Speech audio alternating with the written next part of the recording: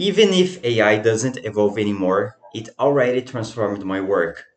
Everyone predicted the opposite, so why isn't AI taking the jobs?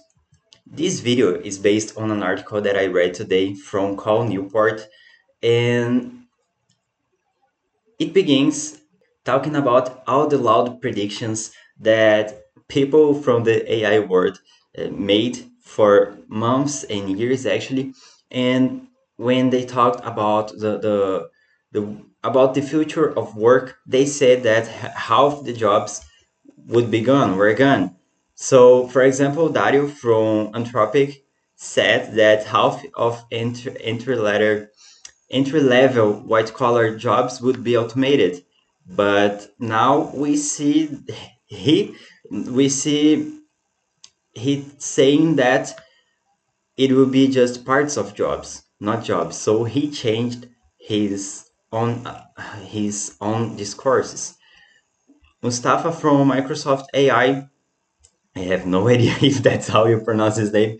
He said that human level on most tasks in 12 to 18 months, but time is passing and we don't see that in most tasks. We can actually get right away when something is written by AI.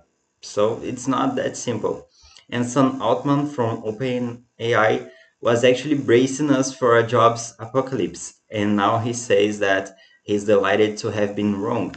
And all these predictions and walkbacks are documented.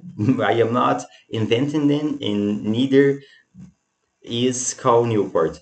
One thing that I always felt since I started studying about AI is that the loudest predictions were marketing because they were too loud to be honest. So I always had the feeling that they were that saying that half entry level jobs would be eliminated or everyone was cooked. You shouldn't even get into programming from now on because everyone would be substituted, would be replaced by AI. I always felt that all this was exaggerated, biased, and built to sell. So the real discourse only gets more realistic as AI gets better. That's something that I've been seeing recently. And what Cole found in his study and the way that he presented in his article and from his own experience is that nowadays we have owners hacking together little tools. So some owners, some entrepreneurs, some bosses are vibe coding little tools. So they are focused more on the small business owners that small watched build are more focused in building throwaway tools, not the machine that ends jobs. So maybe they have a worksheet, a spreadsheet, and they create a login and a database for this. And that's not a system, that's just a CRUD. That is something really simple. That's actually a system, but not something that would replace a senior engineer or even a junior engineer. And in Calls on words, these examples were not the digital equivalent of a power loom, making large numbers of humans' jobs superfluous. And this part is actually from another article. I did not read that. He's just citing his own article inside the newsletter that I got. But this one was published in the New Yorker. And one thing that I see from the clients that I work with is that owners still delegate because they have no time. Even if AI makes things a lot faster, they still have no time. So they prefer to delegate. They would rather delegate because they do not want to build the tool, to spend time fixing the prompt to AI and testing. They just want the problem gone. And that's why they usually pay people for that. And one example that I got from last week is that I went to my jiu-jitsu gym with my brother. He sold a system for them, a system subscription that he's building for them. And I helped him to get the data from the turnstile from the gym. And the gym owners, they didn't even know that it was something that was possible. So they did not know that they could integrate a system with their turnstile, because they knew that the data was right there, but for them it was locked. It was not possible to get. And in this example from last week, AI did the typing, as I said in a recent video, but the judgment stayed mine. AI was able to reverse engineer all the requests. AI wrote the bridge script into my brother's system, but I was the one that saw the gap that no one had perceived before. I decided what to build, and I on the security check before it goes live. It gets real data. So it is still important to have someone that makes the decision, that takes the decision.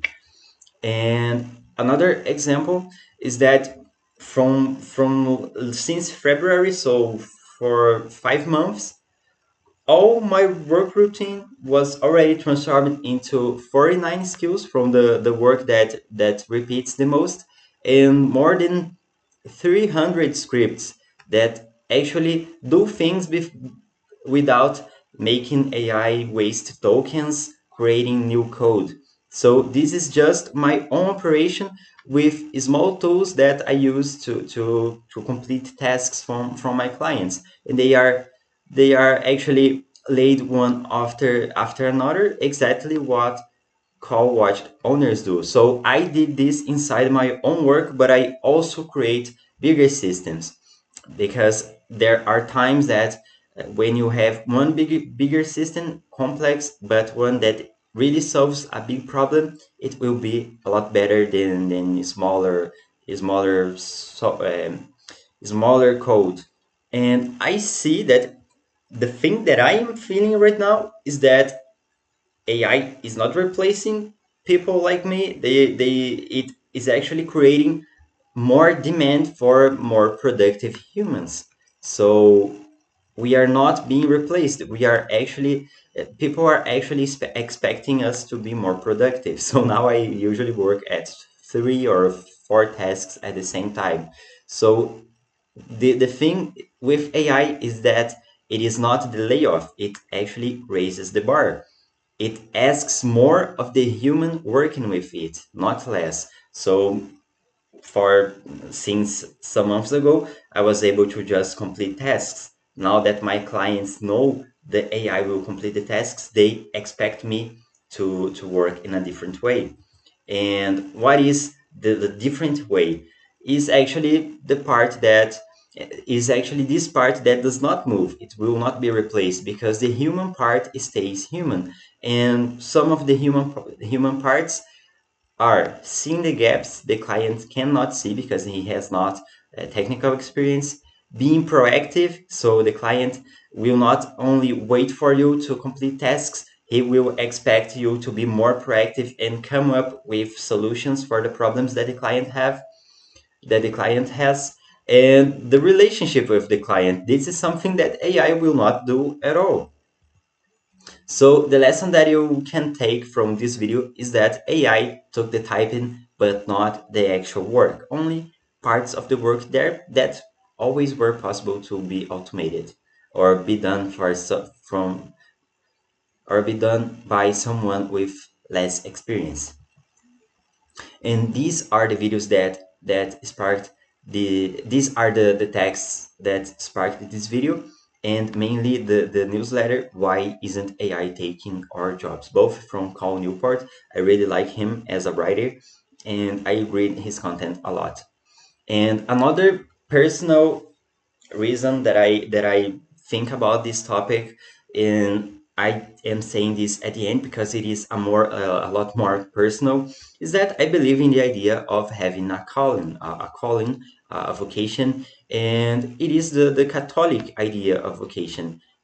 It is the work you are meant to do, because it is something that God gives everyone skills that make us inclined to do certain tasks, certain kinds of work, certain kinds of of services.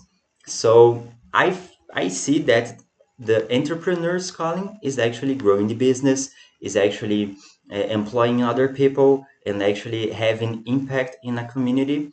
And that's why they delegate the technical part, because technical tasks are the calling of developers, and that's actually why I work with it. I am not in it only for money, or only in AI because of the hype. I actually enjoy doing this, and I actually see myself able to be of service for my clients by using AI and by working with technology. That's it for today's video. I see you guys in the next one.